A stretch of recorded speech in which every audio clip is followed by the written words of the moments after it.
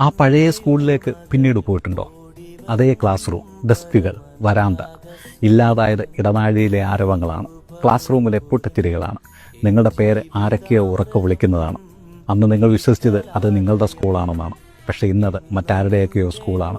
നിങ്ങളവിടെ സന്ദർശകനും. School, college ഇതൊക്കെ ഒരു ടൈമർ വെച്ചുള്ളൊരു കളിയാണ്. നിങ്ങളുടെ സ്വന്തമെന്ന് നിങ്ങൾ വിശ്വസിക്കുന്നിടത്ത് നിങ്ങളെ സന്ദർശകരാക്കുന്ന ഒരു ടൈമർ. ബാക്കിയാകുന്നത് ഓർമ്മകളാണ്. ഒരു മുത്തു കോർത്തിണക്കുന്നത് പോലെ അത് കോർത്തിണക്കി സൂക്ഷിക്കണം.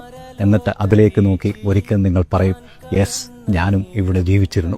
മറക്കരുത്, തിരക്ക് പിടിച്ച ഓട്ടത്തിനിടയിൽ ഓർമ്മകൾ ഉണ്ടാക്കിയെടുക്കുന്നതിനും അത് സൂക്ഷിച്ചു വെക്കുന്നതിനും.